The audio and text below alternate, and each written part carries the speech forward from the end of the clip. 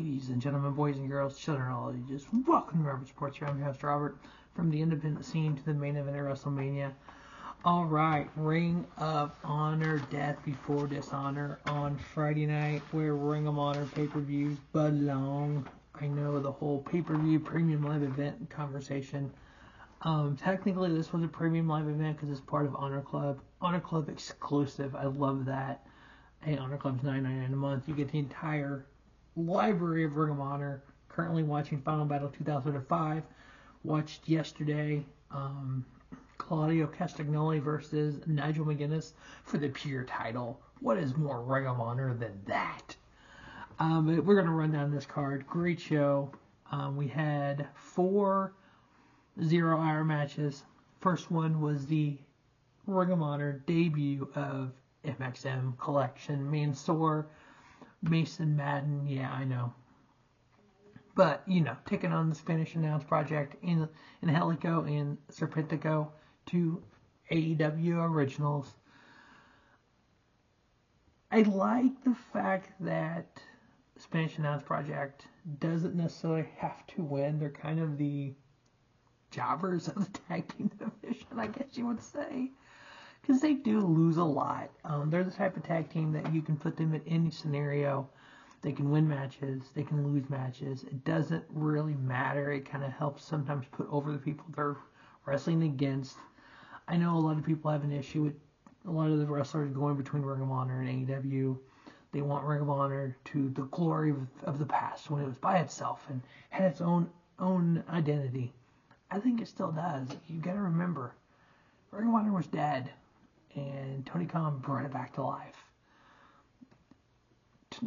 Sinclair Broadcasting literally put Ring of Honor on hiatus.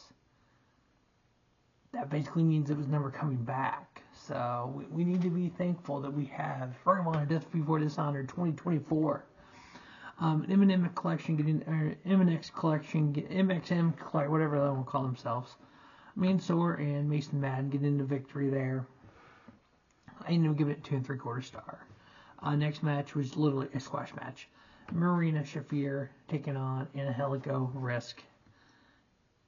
Angelica Risk. Marina Shafir getting the victory like in a minute. I give it half a star. It was literally Angelica Risk hitting Marina Shafir like 3 times in the face. And then Marina Shafir just went MMA on her ass and just took her out. I believe Marina Shafir will be part of GCW's Bloodsport tonight, if I remember correctly. Let me check that here. Because I know we do actually have some WWE people part of Bloodsport, which is so weird. Seeing anybody that's affiliated with WWE part of Bloodsport. Let's see. No, I guess Marina's not there. I thought she was. So I guess she's not there this week, this Bloodsport. Okay. She's been in Bloodsport before, so...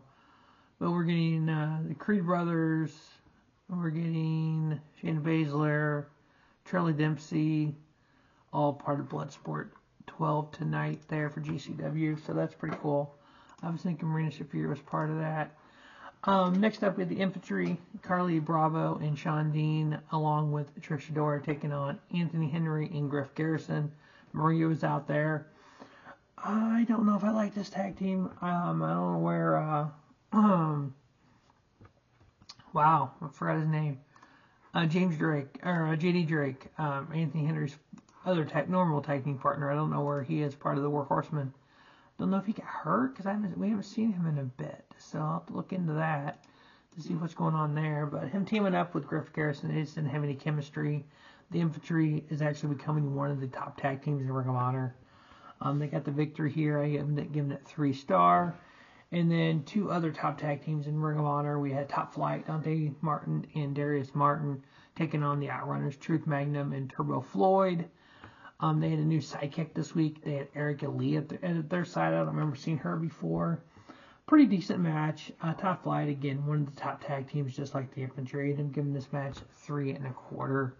And then we had the main card start for Ring of Honor, Death Before Dishonor, with Caprice Coleman and Ian Riccaboni on commentary. I would only have liked it better if they had thrown Nigel out there because Nigel's history for Ring of Honor, but we can't always have that, which is understandable. I got thinking when I was watching that Final Battle show from 2005, what if we get Nigel and Claudio at Wembley this year? How cool would that be? I know there's talk of Danielson and Nigel at Wembley last year, but Danielson was hurt. We know Danielson's facing Swerve this year. What about Nigel and Claudio? What's more Ring of Honor than that? At Wembley. Oh, that would be epic. I hope it happens now. All right, first match. We had the Beast Mortos taking on Komander. When this match started, I wasn't sure about it. Because it was all about, because if you look at the match on paper, Beast Mortos, Komander, two of the top tier luchadors, high flyers, high risk maneuver guys in the industry. They will do things in a wrestling ring, on the ropes, to the outside that you've never seen before. This match started off almost like a squash match with Beast Mortos, more showing his power than his high flying ability. Then the high flying ability took off. Komander went to come off the top rope. Mortos caught him on the outside, just caught him like a baby, and just powerbombed him into Abrahantes. Mortos throws Komander onto the top of the turnbuckle. He literally picked him up just like a baby doll and just threw him on top of it. So he cut the turnbuckles up right in the chest. It's like, ow, it looked like it hurt. And then Komander did just the most amazing run the ropes, Hurricane Rana to the floor, and then it was on from there.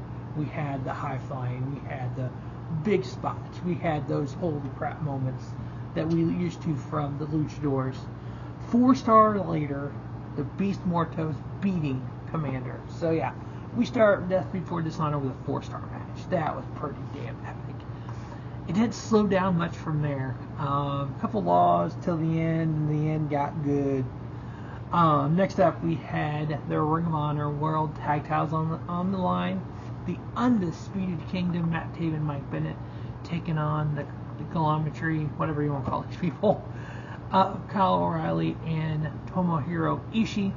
I love when this match was announced by Big Show on Thursday. That Matt Taven was like, Kyle O'Reilly's our friend, and Ishii doesn't have a neck, so how do we supposed to tombstone him? Because he's not neck strong like us. I'm like, oh my god. This is the comic. Yeah. Taven and Bennett hit their jumping pile driver on Ishii, and people hate this, I know. The no sell, he just got up. I'm like, yes, I love you, no sell the pile driver. That was based on, and that's saying people are like, well, he no sell the move. That's not right. That's not professional wrestling. But if you look at what was said on Thursday, if you look at what the background of the Kingdom is with the whole neck strong thing from Roddy when he had his neck injury, to the whole, the tombstone is a big thing. Ishii's kind of that just compacted, just ball of strength and don't really have a, the normal neck is all muscle. It makes sense for him to, when they first hit that maneuver, for him to do that. It made sense. It followed the storyline. It told a story. This is our big move. We're doing it to a guy. The guy doesn't, this big move that we do that normally ends every match doesn't phase this guy. Oh my god, now what do we do? How do we win this match if our known maneuver is not going to work on this guy? Then you had Kyle Fletcher and Don Callis come out, because obviously they have a hatred for O'Reilly and Ishii. You have that, the enemy of my enemy is my friend. So you had them come out. They got involved a little bit. You had you had Don Callis get the referee. I forgot about this part. You had Don Callis get the referee. You had Taven low blow Kyle O'Reilly, and then you had the roll up for the victory for the Undisputed Kingdom. So the Kingdom had to cheat to win because their big maneuver didn't work on Ishii. So I kind of like they kind of tied all that in so that no sell by Ishii made sense in this moment. I know everyone gets all bent out of shape when it comes to people no selling stuff. So, all right, next up we had a Texas Death Match, a women's Texas Death Match. Layla Hurst and Diamante. Wow. Yeah. Diamante chucking Layla off the stage through a table. Diamante having a bag of tacks. I mean, the fact that Diamante duct taped Layla to the ring, to the ropes. She was able to get out of that. You had Layla then duct tape Diamante to a table. So they're fighting with all the weapons and stuff. They get back in the ring from the initial. Layla duct tapes her. Diamante goes to the outside and is looking for something, I guess. Layla is able to get out of the duct tape on the ropes. Layla ends up bringing a table into the ring, a ladder in the ring. Layla Hirsch duct tape, like 3 rolls of duct taped Diamante to this table, climbs the ladder, does an awesome moonsault off the ladder, mind you, and was able to get the victory there in the Texas Death Match. I ended up giving it 3 3/4 stars. It was a hell of a match. Good God, these women took it to one another. Next up, we had the Ring of Honor Pure Title on the line. Champion Wheeler Yuta taking on Leigh Moriarty. Those eliminator matches they do where you either got to go to the time distance, 10-minute time limit draw, or beat him to get a title shot. The fact that Leigh Moriarty did a 10-minute time limit draw against Wheeler Yuta for the Pure title, that got in Wheeler's head. He's like, I can't beat you, kind of. So that was more the psychology part of this match. I know people love that psychology part. But Wheeler Yuta having the pure match rules down. If you're new to the Pure title, new to the Pure rules, you get 3 rope breaks. After that, you can pin or submit your opponent in the ring. You get a warning for 1 close fist. If you punch somebody, that's a warning. The second time is disqualification, and I think the title can change on disqualification. There's a couple other random rules as well, but those are kind of the main ones. But Wheeler Yuta doing a lot of mat wrestling, getting Leigh Moriarty into the ropes so he could waste his rope breaks. Wheeler Yuta typically will blow a rope with the first rope break and sometimes the second one. Just part of his psychology of, I leave that 1 rope break so the very last thing I need, otherwise I don't try to get to the ropes. That's what he's always done during his Pure titles. The fact that both of these guys blew through all 3 rope breaks. You had Leigh Moriarty get the close fist warning on Wheeler Yuta. Behind the back of the referee, you had Wheeler Yuta actually use a close fist. It wasn't seen, so it wasn't warned.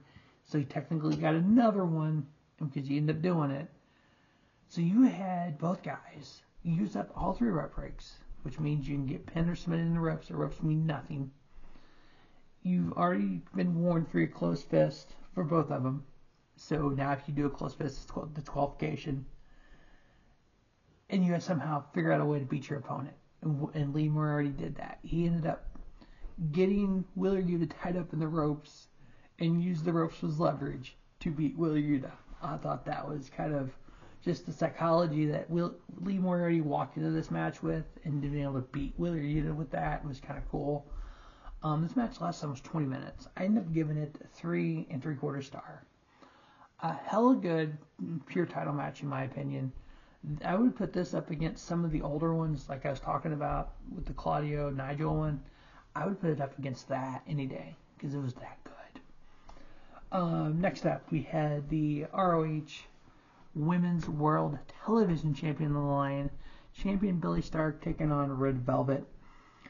We know all the history with this, how Billie Starkz won the TV tournament, the finals, faked an injury to get the victory. We know what Athena's been doing. We know what Billie Starkz has been doing with Athena. And just the fakeness, the underhandedness, and all that. You had the same thing here. You had Billie faking injury. And even Caprice Coleman on commentary was like, is she really hurt? Or is she faking? Is this the same when she won the title? We don't know. Come to find out she was faking.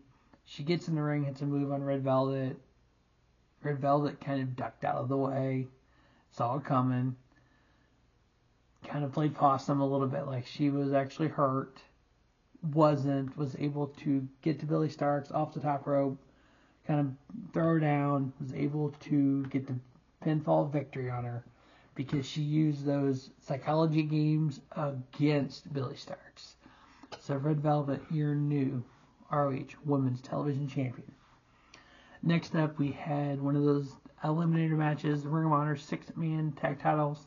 So we had Dustin Rhodes teaming up with the Von Erichs, Marshall Von Erich and Ross Von Erich, taking on the Dark Order. The winner of this got a Ring of Honor 6-man tag title match at Battle of the Belts last night. I haven't watched Battle of the Belts yet, so I just know the winner here. I don't know what happened there. So you had Dustin Rhodes teaming up with the Von Erichs. Kerry Von Erich at ringside. Kerry Von Erich teamed with Dustin Rhodes back in the 70s. The Rhodes Von Erichs were inseparable back then. So having Dustin come out with Marshall and Ross here, which is damn cool. I hope this means the Von Erichs get a contract with Ring of Honor or AEW because they deserve it. They're a hell of a good tag team. They just haven't got to the big time yet. This match went back and forth for a while. Because it was in Texas, I was like, okay, I want the Von Erichs to win. I think it's cool. I think they're a hell of a tag team. I think Dustin's contract is up in a few months. I think this was kind of a way of Tony Khan trying to tell Dustin how valuable he is without telling you how valuable you are, knowing what Cody's doing, and Dustin could be a part of that. But going out there with the Von Erichs and bringing that lineage with it, the Dark Order put on a hell of a match. Alex Reynolds, Evil Uno, and John Silver. Fortunately, it wasn't enough. The Von Erichs and Dustin Rhodes getting the victory, so they get that 6-man title shot. I'm assuming they won because of the story in it, but we'll see. I haven't watched it. Next up, we have the Ring of Honor World Television title in the Survival of the Fittest match, 6-way elimination. If you're new to Ring of Honor, Survival of the Fittest is one of their kind of standard matches that they've done in the past. They've only done it a handful of times for a title. Typically, it's a number 1 contender match. But having it for the title, which is really different, we had the Ring of Honor World Television Champion Atlantis Jr. taking on Brian Cage, Johnny TV, of course, Tyler Valkyrie was at ringside, Lee Johnson, Leo Rush, Shane Taylor. Personally, I thought when they had the CML show, I love when this happens. We have all these inner workings of AEW working with, obviously, Ring of Honor, it's theirs, but CMLL, New Japan, and you have Moxley hold the IWGP World title, and then we have Kyle Fletcher wrestle Atlantis Jr. in the CMLL arena in Mexico, lose the Ring of Honor World TV title. I'm like, that's cool. But when you have a match like this, I actually thought this is the way of taking the title off of Atlantis Jr. without Atlantis Jr. looking, taking the straight out in the middle of the ring. You can do it in a Survival of the Fittest. He gets eliminated as a pin, but you can give him as eliminated as a DQ or count out or something. So it kind of you take the title off without making him not look strong. That's what I thought going into this match. But the fact that they did not do that, which was absolutely amazing to me. You had Leo Rush pin Shane Taylor, which was so awkward. The littlest guy pinning the biggest guy. And that's just kind of an awkward. I know it was kind of one of those things just to get Shane Taylor out of the ring, but right before that, you actually had everyone dive on. You had Atlantis Jr. dive to the outside. Johnny TV did the dive to the outside. Lee Johnson they all did except for Shane Taylor. Brian Cage did it, and that was actually kind of cool. Shane Taylor went to do it, and they all ran in the ring to stop him because that might hurt somebody. But then you had Leo pin Shane, which was kind of weird again. Then you had Lee Johnson pin Leo Rush. I'm like, okay. I thought Leo Rush might be at least down to the final couple, but not get pinned so early. Then you have Brian Cage pin Lee Johnson. It's like as soon as somebody got a pin, they got a pin, they got pinned. But then you had Brian Cage pin Johnny TV. I'm like, okay. I think we're going to start a feud there as well, but we'll see what's left. Atlantis Jr. and Brian Cage. I'd be okay if Brian Cage won this. Brian Cage, uber talented, uber strong, the ability to do the high flying stuff, but yet he has no personality and can't talk. He needs a manager. He had one with Prince Nana, but that all blew the hell. So, I mean, hey, why not, right? But Atlantis Jr. was able to pin Brian Cage and retain his ROH television title, which, okay, I'm all in with that. Kind of a cool thing here. I ended up giving this match 3.5 stars. Alright, next up we had the AEW Women's World title on the line. We had Champion Athena taking on Queen Amanita. This match, a lot of hard-hitting spots. We had just two good wrestlers out there. The steps that got turned on the side for some reason. I don't even remember why they got turned on their side. I think I did a throw quick. Quit Amanita, but I don't remember. But Athena ended up pile driving Queen Amanita on the steps, and the way she sold that move. We had moved earlier, the big pile driver earlier from the Kingdom on Ishii, and it was a no-sell. It fit that spot in the match. But here, when Athena did this to Queen Amanita, I mean, she just like melted down. It was like, I hope she wasn't hurt. I don't think she was hurt because the match continued. But the fact that she just sold that so bad, it's just like, oh, it was like completely limp as she fell to the floor. Having Starks come out made no sense. Having Red Velvet come out and stopping Billy Starks and then fighting to the back kind of made sense because of the match earlier and the history of Athena with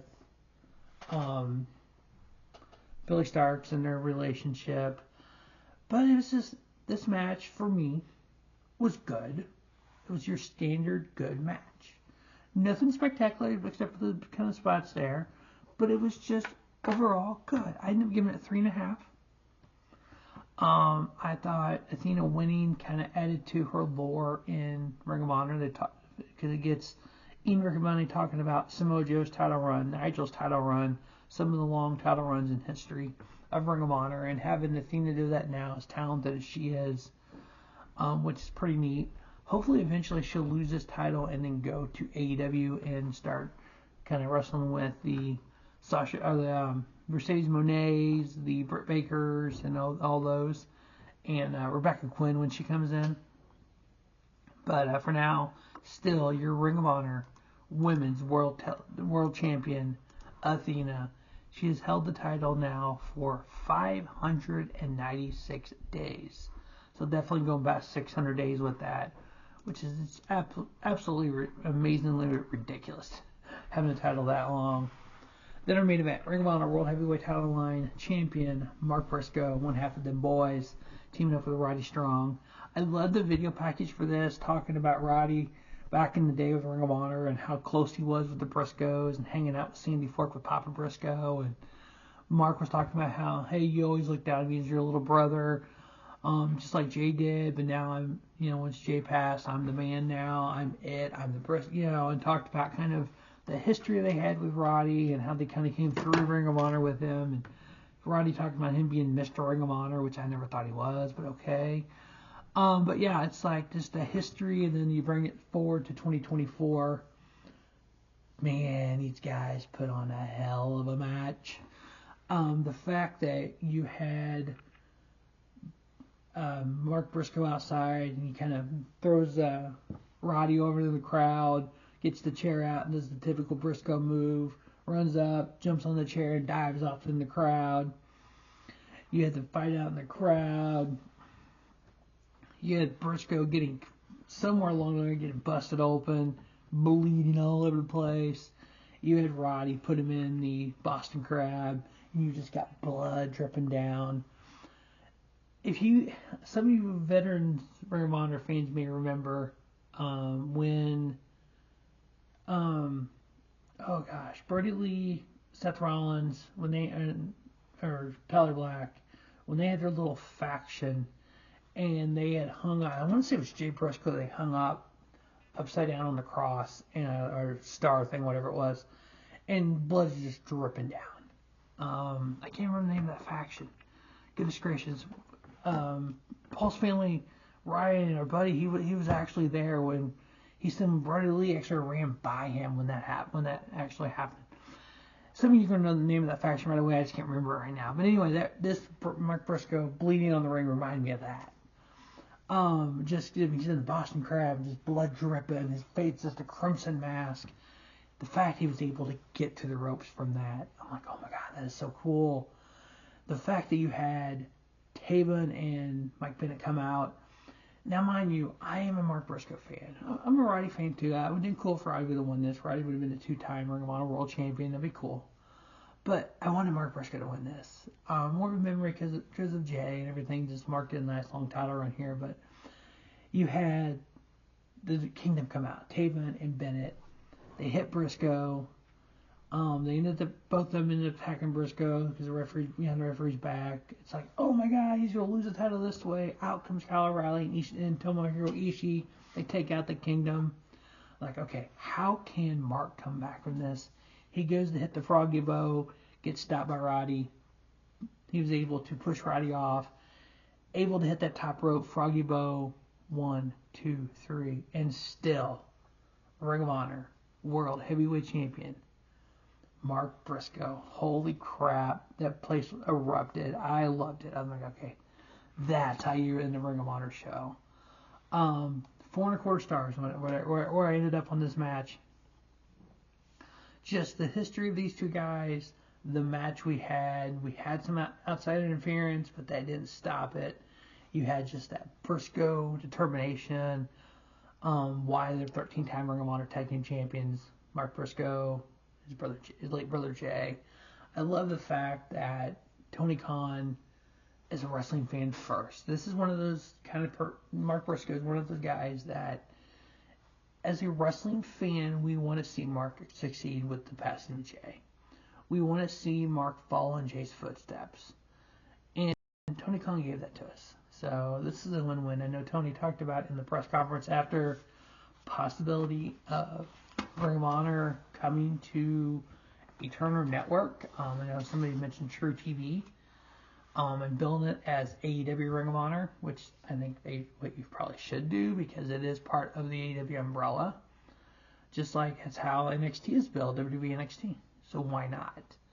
No, I'm all for it. If Ring of Honor can get back to a TV, say True TV. Ring of Honor will all of a sudden be the third brand on TV. They'll have be in more households than TNA. And it's almost like 2024 will bring back what 2005 was. Because 2005, we had WWE, we had TNA, and Ring of Honor. They were kind of down here, and WWE's way up here. I think this day and age, we still have TNA and Ring of Honor like this, but we have WWE, AEW, and then still have those two. So I think it's cool seeing the TNA brand back, seeing Ring of Honor hopefully get back to TV, and kind of being that third or fourth company that people follow that's on TV and stuff. So it's going to be exciting. But overall, great show for Death Before Dishonor. I love what Tony Khan has done with the brand. I'm glad it's still around. I mentioned on social media the other day to somebody, they're talking about, wish somebody else would have bought it and done more with it than what Tony has, and not had the AEW people come in. Here's the thing, though. Ring of Honor was dead. Dead, completely dead. Tony Khan brought it back. We still have Ring of Honor today. We can talk about Ring of Honor in 2024. We can't talk about WCW. We can't talk about ECW. We can't talk about Evolve because they don't exist anymore. Because they were bought by the big bad WWE just for the library to go on WWE Network. I know WCW is different, but ECW was a little different back then, but still, Evolve was bought for the library to get on the network. That was it. So, anyway, that's for Dishonor, Rubber Sports Show from the independent scene to the main event of WrestleMania. As always, thanks for watching Rubber Sports Show. Don't just have a great day. Have a spiffy day.